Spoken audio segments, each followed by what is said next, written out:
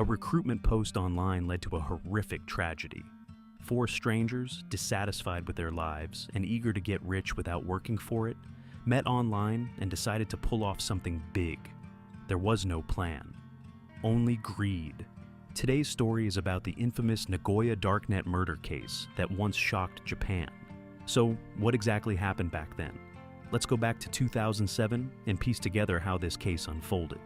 The story took place in Nagoya, Japan, and it all began with a post made on August 16, 2007. The person who made the post was Yamashita. He was 40 years old at the time, had no steady job, no home, and was living out of his car. In July 2005, he had been sentenced to 14 months in prison, suspended for 4 years, for fraud. After getting out of detention, he could only find temporary jobs, earning around 100,000 to 200,000 yen a month. But his daily expenses were high, and it was nowhere near enough. Not long before this, he had been fired again and lost his only source of income. Broke and fed up with that kind of life, Yamashita posted a recruitment notice on the darknet. As soon as the post went up, a group of like-minded people quickly responded, and Yamashita chose 3 of them. The first was Sugura. Sugura was 29 years old, unemployed, and desperately needed money to pay his rent. The other 2 were Tanaka and Kanda. Tanaka was 32. Several members of his family were Yakuza, and he himself was a career criminal. But the depravity he had done before had never been discovered, so he had gotten by safely until now.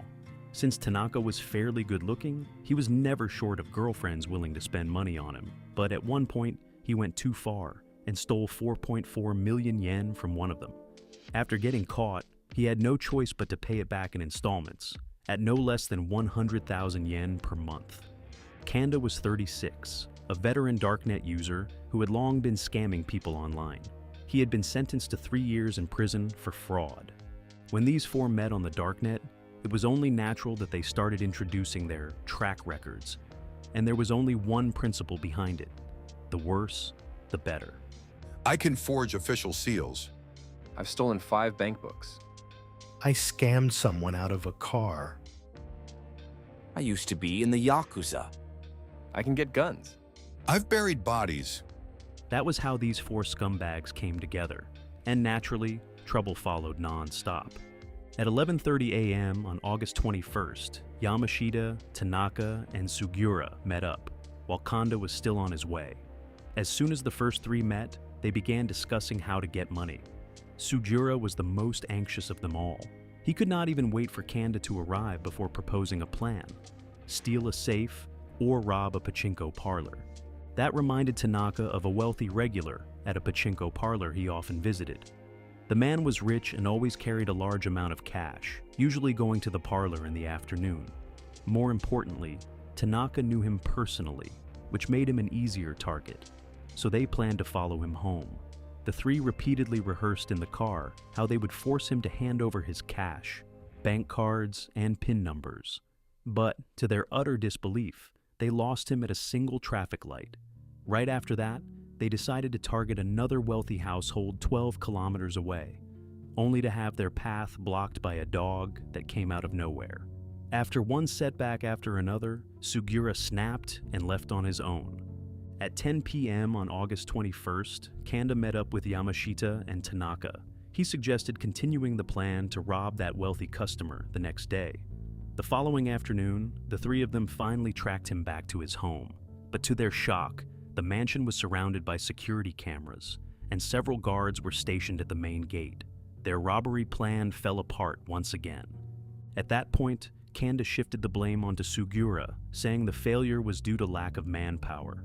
At 6 p.m. that evening, Sugura rejoined the group, and Kanda hinted that continuing to go after A would very likely get someone killed, emphasizing that the other 3 had already reached a consensus on that.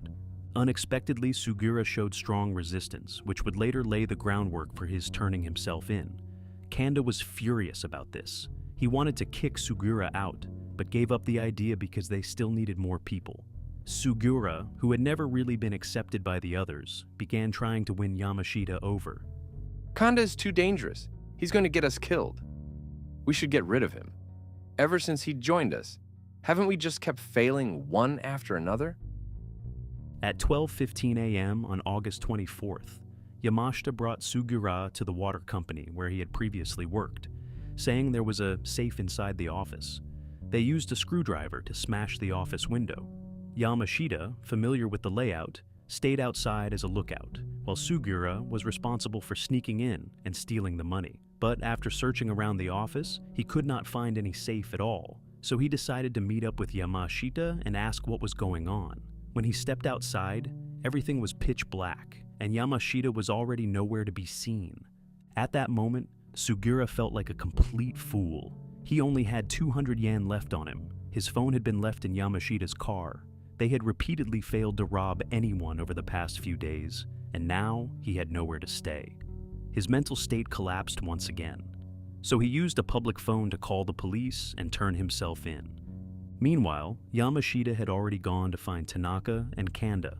After the three met up, they returned to the same topic as before, kidnapping a woman and robbing her.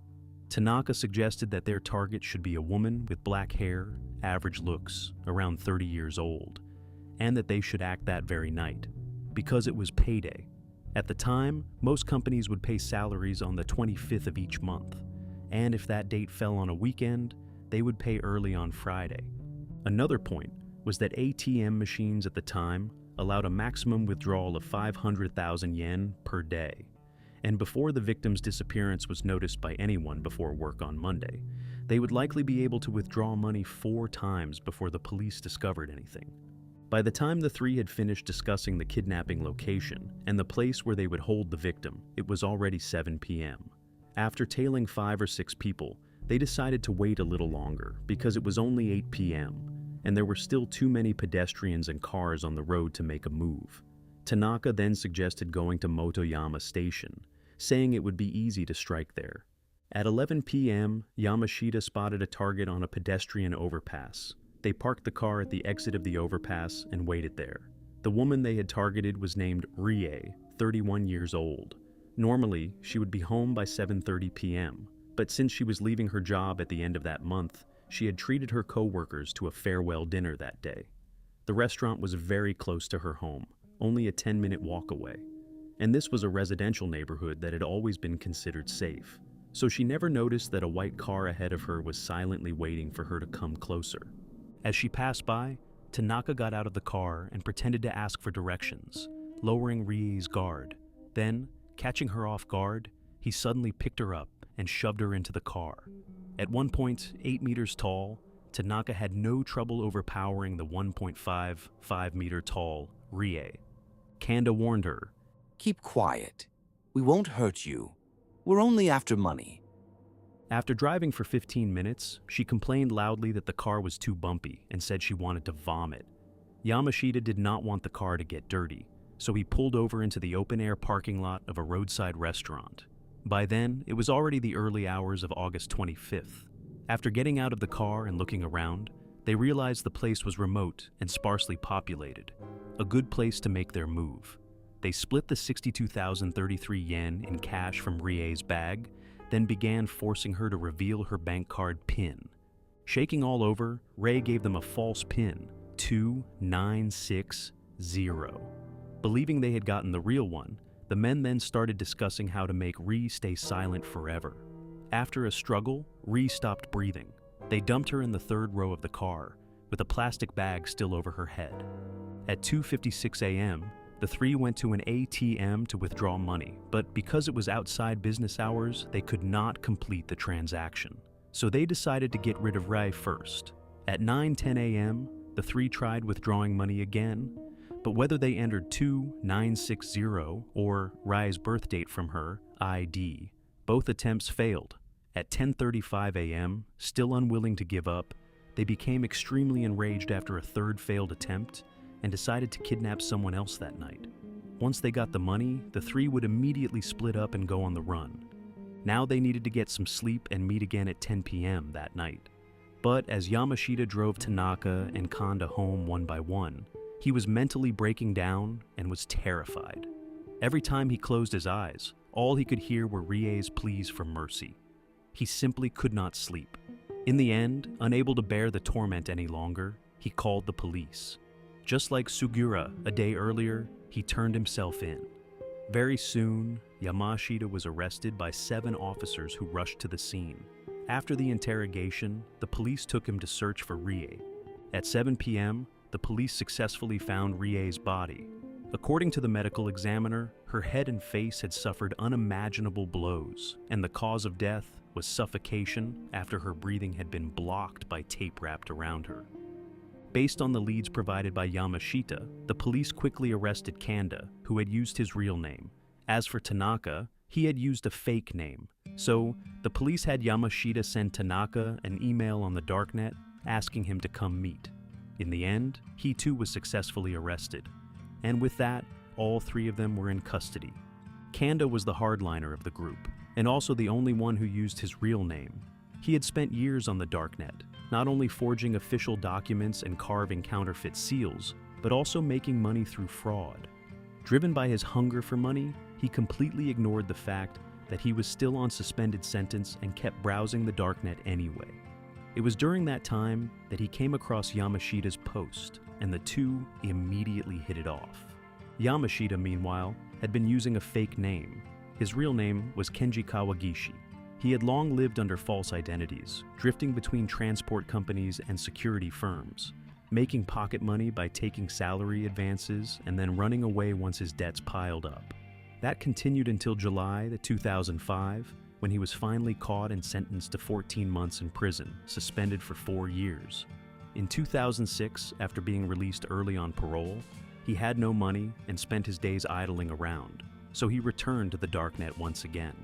For more than a year after that, Yamashita survived on temporary jobs, but he gradually grew tired of a life where missing even one day of work meant having nothing to eat. In the end, under the name Yamashita, he wrote the recruitment post, never expecting that he would end up recruiting a real killer. Tanaka's real name was Yoshitomo Hori, and he was the one who had hidden himself the deepest. He came from a family closely tied to the Yakuza, had long lived far beyond his means, was constantly in debt, and stealing money from girlfriends was nothing new to him. In 1998, he and 2 accomplices had planned to rob a pachinko parlor. Pretending to be friends of the owner, they went to the house, and after eating and drinking there, they murdered the owner's wife. Then they hid inside the room, and later murdered the owner as well, when he came home in the early hours of the morning. Although they took away most of the things they had touched afterward, the edamame shells they had chewed were left behind at the scene. Unfortunately, DNA technology was not yet widely used at the time, so the police could only freeze those samples and store them away.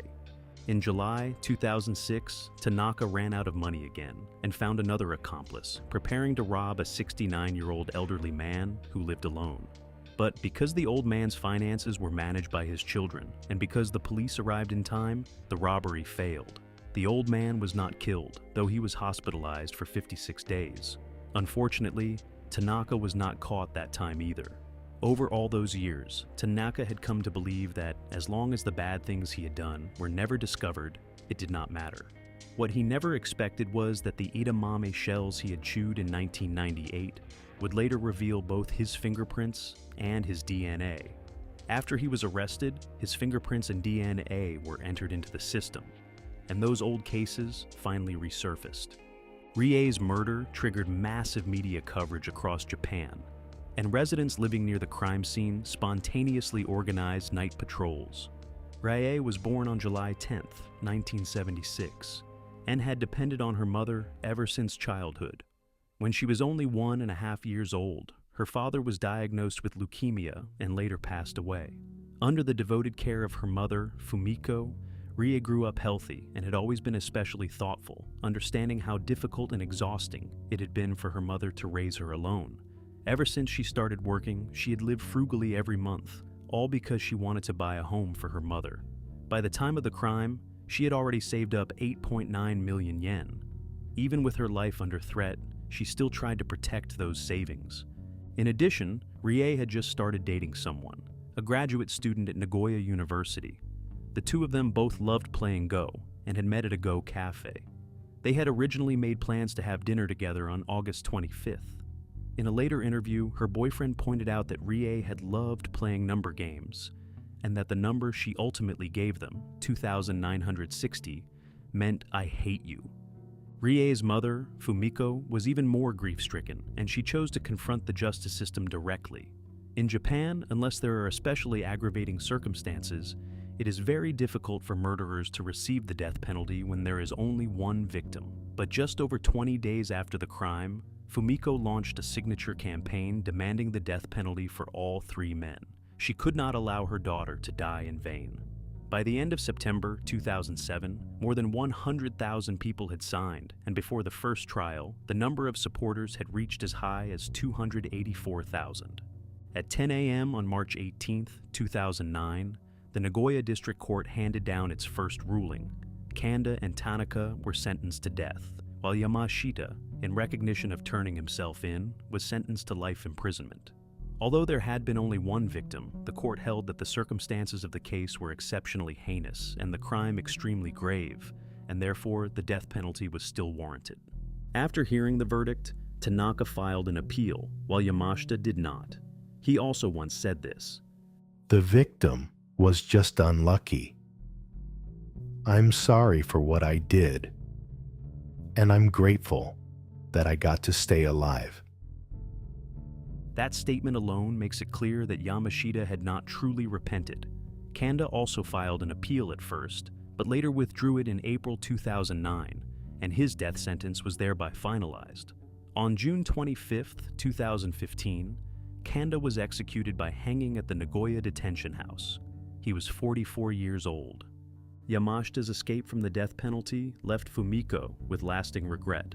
After that, she continued giving interviews and holding lectures across the country, hoping to make sure this case would remain in the public memory and also hoping to push for harsher sentencing through it. But things did not go as she had hoped. Not only was Yamashita never sentenced to death, Tanaka's sentence was even commuted to life imprisonment on July 11, 2012.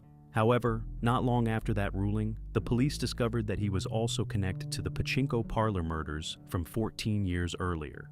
During questioning, one of his former accomplices also confessed his involvement in the case of the elderly man who lived alone. In the end, Tanaka was prosecuted for those old crimes as well, and in July 2019, his death sentence was finalized. He is currently still awaiting execution. Fumiko later honored her daughter's final wish and used the 8.9 million yen that Rie had protected with her life to buy a new apartment. All right, that is the story for today. See you in the next episode.